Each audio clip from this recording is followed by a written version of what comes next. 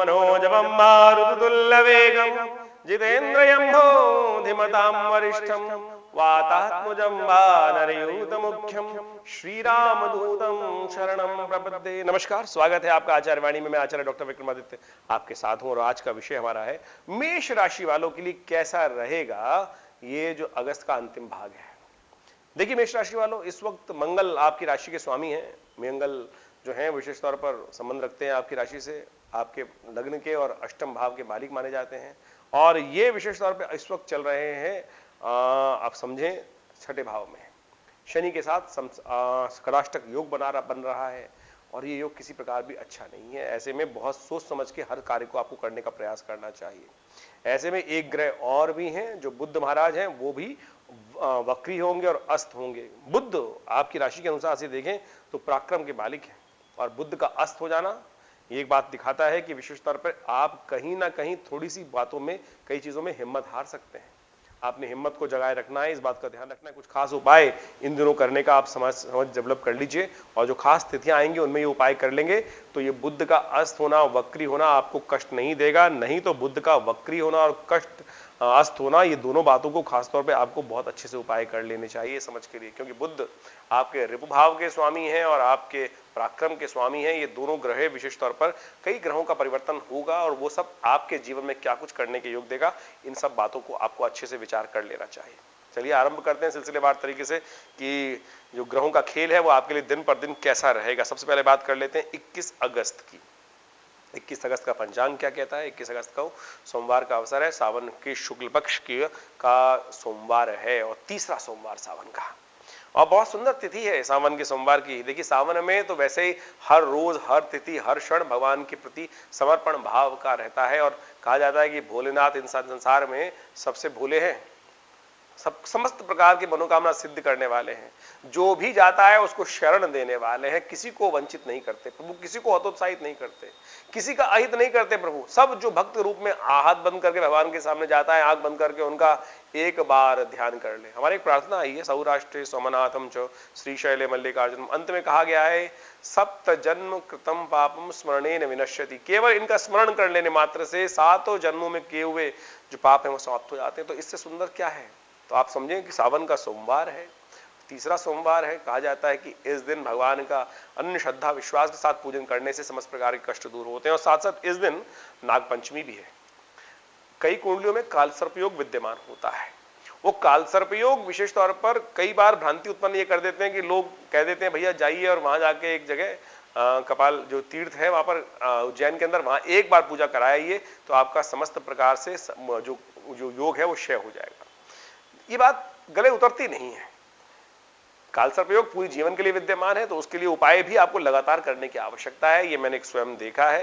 किसी जगह का महात्मा हो सकता है कि बिल्कुल करने से बड़े पुण्य का उदय होता है, लेकिन जो योग विद्यमान है वो परमानेंटली विद्यमान है, आपकी राशि के अनुसार से हमेशा के लिए विद्यमान है, तो पूरे जीवन के लिए विद्यमान है। तो उसका उपाय भी नित्य प्रति होना चाहिए, इस बात का ध्यान रखें।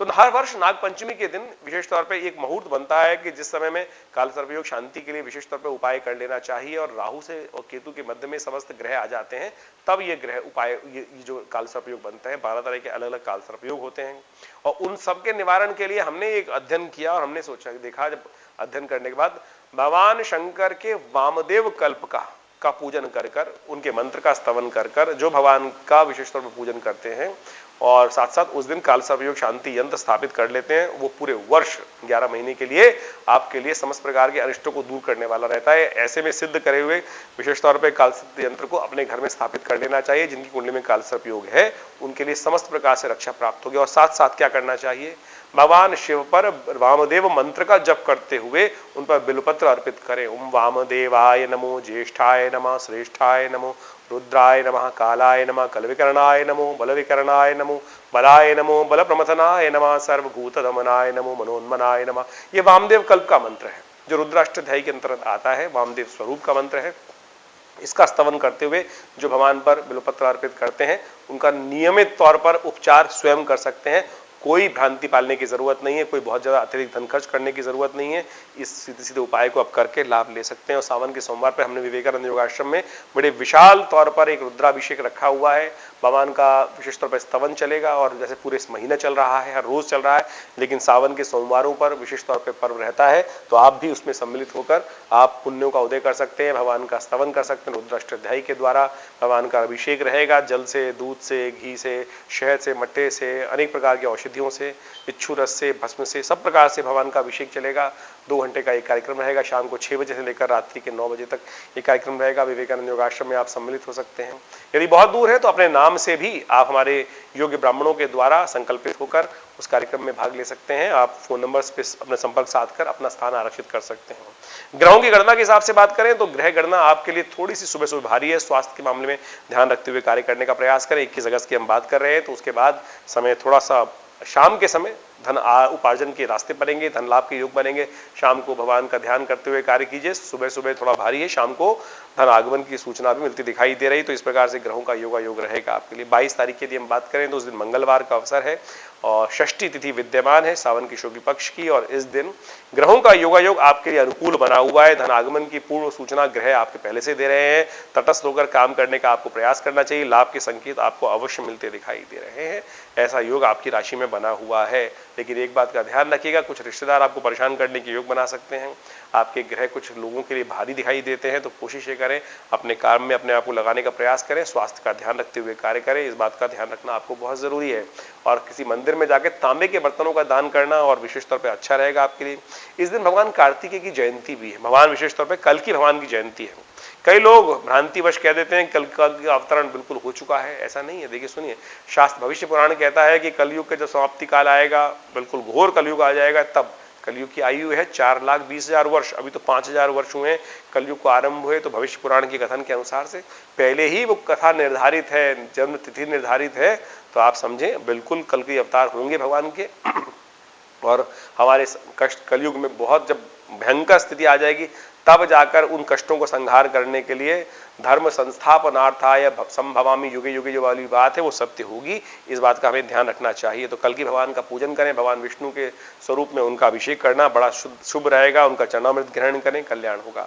23 तारीख की विशेष तौर पर समझें, 23 अगस्त की, तो उस दिन बुधवार का अवसर, सावन के शुक्ल पक्ष की सप्तमी तिथि है।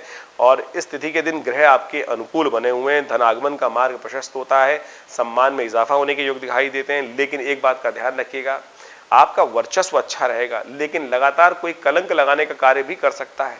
ऐसे में राहु और जो विशेष तौर पर बृहस्पति साथ चल रहे हैं, तो आपके प्रभाव में अच्छा भी चल रहा है, लेकिन कहीं ना कहीं मेष राशि वालों कोई ना कोई कलंक भी साथ में लगता दिखाई दे रहा है। आपने कोई गलत नहीं भी किया, तब भी कोई काला टीका आपके ऊपर लगाने का प्रयास कर सकता है। ऐसे में आपको राहु का उपचार लगातार करने का प्रयास करना चाहिए। उपाय के तौर पर क्या करना चाहिए, क्योंकि राहु और विशेष तौर पर बृहस्पति जो का योग चल रहा है, तो ये योग गुरु चांडाल योग जो बना हुआ है, ये ठीक नहीं चल रहा है आपके लिए भी। और 31 अक्टूबर तक ये योग विद्यमान रहने वाला है। यही आपको पूरे कष्ट दे रहा है, समस्त आप रूप से लाभ होने की स्थिति नहीं बना रहा है। सब ग्रह परिवर्तित हो चुके हैं, लेकिन अभी भी जो ये राहु और का बृहस्पति का योग बना हुआ है, ये कष्ट का योग बना हुआ है। तो इसके निमित्त क्या करना चाहिए, एक उपाय हम आपको बताने का प्रयास कर रहे हैं। केसर युक्त दूध के अंदर भगवान का के अभिषेक करें और साथ साथ मूली अवश्य चढ़ाएं भगवान को। मूली का स्वरूप में भगवान को दान करना ये सबसे श्रेष्ठ उपाय है। इसको करने का प्रयास कीजिए। कुछ तांबे के बर्तन मंदिर में अवश्य कभी कभी दान कर दिया कीजिए। यह आपके लिए बहुत श्रेष्ठ उपाय है। इससे राहु का दुष्प्रभाव दूर होने के योग बनेंगे। ये बड़ा कल्याणकारी उपाय है। शीतला अष्टमी है, सप्तमी है इस दिन, तो कोशिश ये कीजिए स्वास्थ्य की कामना के प्रति मंदिर में झाड़ू का दान कीजिए। इससे कल्याण होगा, अच्छा रहेगा। बात कर लेते हैं 24 तारीख की। 24 तारीख को बृहस्पतिवार का अवसर है, अष्टमी तिथि, और ये अष्टमी बेहद खास है। ग्रहों का योग आपके लिए थोड़ा भारी दिखाई देता है। धन खर्च होने के योग दिखाई देते हैं और साथ साथ ग्रह दिखा रहे हैं कि बेकार के कामों में, बंधन में आप फंस सकते हैं। धन संबंधित खर्चे होने के योग दिखाई देते हैं। तो अपने पैसे पर थोड़ी सी ध्यान रखने का प्रयास कीजिएगा। जेब को हाथ में बना के रखिएगा, कहीं ना कहीं जेब पर सेंधमारी करने का कोई कार्य कर सकता है। ऐसे में मां भगवती की दुर्गा की आराधना, दुर्गा अष्टमी है, और दुर्गा अष्टमी भी दूर्वा अष्टमी के रूप में जानी जाती है। सावन के महीने में आने वाली शुक्ल पक्ष की जो अष्टमी है, दूर्वा अष्टमी। वैसे तो शास्त्र में कहा जाता है कि भगवती को दुर्गा जो घास है नहीं चढ़ानी चाहिए, निषेध है। जैसे गणेश जी पर विशेष तौर पे कहा जाता है कि ये शंख के द्वारा वो नहीं चढ़ना चाहिए, जल नहीं चढ़ना चाहिए। तो इसी प्रकार से भगवती दुर्गा के ऊपर कहा जाता है कि विशेष तौर पर भगवान दुर्गा जी पर दूर्वा नहीं चढ़ाई जाती। तो ऐसा विशेष तौर पर शास्त्र में निषेध कहा गया, जैसे भगवान विष्णु पर कहा जाता है कि चावल नहीं चढ़ाए जाते हैं, तो ऐसे कुछ खास तौर पर। लेकिन भगवती दुर्गा के ऊपर केवल सावन के शुक्ल पक्ष की जो अष्टमी आती है उस दिन दूर्वा चढ़ाने का नियम है। उस दिन दूर्वा चढ़ाकर बहुत सारे कष्टों को दूर करने का योग बन सकता है। तो यदि आपका बुध होने जा रहा है अस्त, आज की तारीख में बुध वक्री होने जा रहे हैं आपके, इस बात का ध्यान रखिएगा। बुध सिंह राशि में चल रहे हैं और वक्र स्थिति में रहेंगे, आने वाले समय में कष्ट दे सकते हैं। तो इस दिन विशेष तौर पे ये दूर्वा भगवती को चढ़ाकर आप बुध को भी अनुकूल कर सकते हैं। एक बात का ध्यान रखिएगा, दोपहर को 3 बजे के आसपास भद्रा विद्यमान हो जाएगी, तो उसके बाद नए कार्यों को करना ठीक नहीं रहेगा, वो कष्ट दे सकता है, तो उससे बचने का आपको प्रयास करना चाहिए। 25 तारीख की यदि हम बात करें तो 25 तारीख की ग्रह गणना विशेष तौर पर शुक्रवार का अवसर है, नवमी तिथि है सावन की शुक्ल पक्ष की, और ग्रह गणना विशेष तौर पर दिखा रही है कि इस दिन गणमूल नक्षत्र विद्यमान है। 25 और 26 तारीख को, 2 तारीख को गणमूल नक्षत्र विद्यमान रहेंगे और नक्षत्रों का जो नाम है वो है अनुराधा और ज्येष्ठा। जो जातक नए जन्म लें जातक आपके घर में, तो उनका विशेष तौर पर मूल शांति अवश्य कराइएगा, अन्यथा वो जातक स्वयं के लिए भी परिवार के लिए भारी रहेंगे। इस बात का ध्यान रखें। ये हम हर बात कोई ना कोई रूप से आप बताने का आपको अवश्य प्रयास करते हैं, तो इन सब चीजों को समझना चाहिए आपको। और साथ में ग्रहों की गणना क्या कह रही है, ग्रहों की गणना के अनुसार से खर्चों पर थोड़ी लगाम लगाने का आपको प्रयास करना चाहिए। धन आने के कम, जाने के रास्ते ज्यादा खुलते दिखाई दे रहे हैं, संभावना होते हुए भी पूरी तरह से कहीं ना कहीं आप बंधन में फंस सकते हैं। इस बात का ध्यान रखिएगा। अननेसेसरी के झगड़ों से बचने का आपको प्रयास करना चाहिए, छोटी सी बात का ध्यान रखते हुए कार्य करें।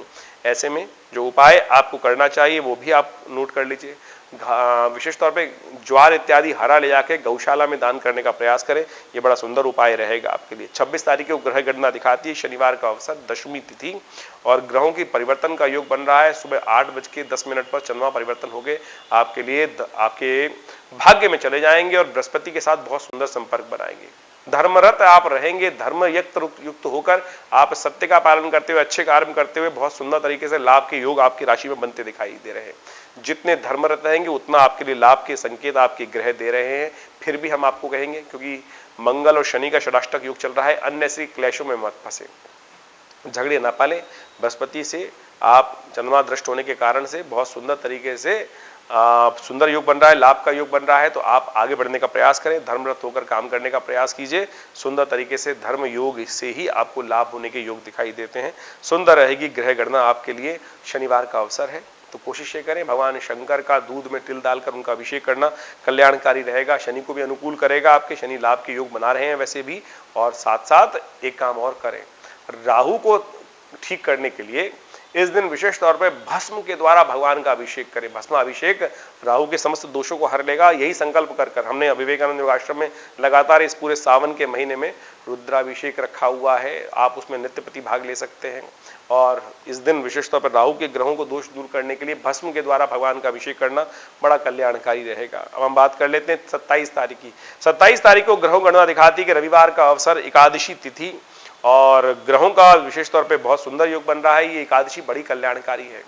सावन के महीने में आने वाली एकादशी शास्त्र में कहा जाता है पुत्रदा एकादशी के रूप में जानी जाती है।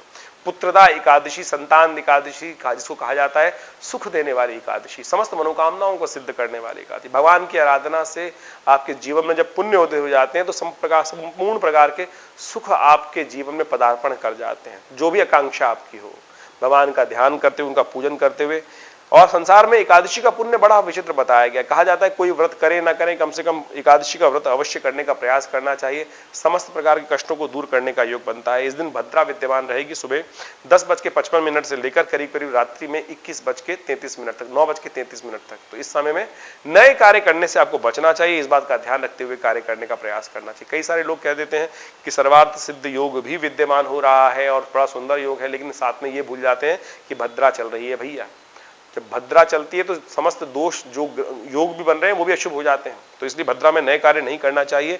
हम इन छोटी छोटी गणनाओं को आपको अवश्य इस चैनल के माध्यम से बताने का प्रयास करते हैं, जो साधारण लोग नहीं बता पाते हैं, ध्यान भी नहीं दे पाते हैं। तो कोशिश करें भद्रा काल में नए कार्य न करें, इस बात से बचते हुए कार्य कर समझना चाहिए आपको।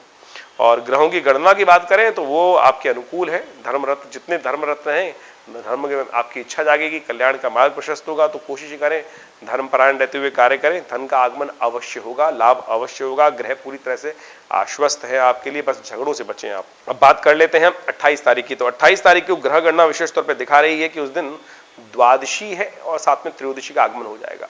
तो एक बात समझें, इस दिन बहुत सुंदर तिथि बन गई है, सावन का अंतिम सोमवार आ गया है और साथ साथ प्रदोष का योग बन गया है। सालों बाद ये योग बनता है, सावन के महीने में सोम प्रदोष और आखिरी सोमवार, समस्त कष्टों को दूर करने वाला अवसर।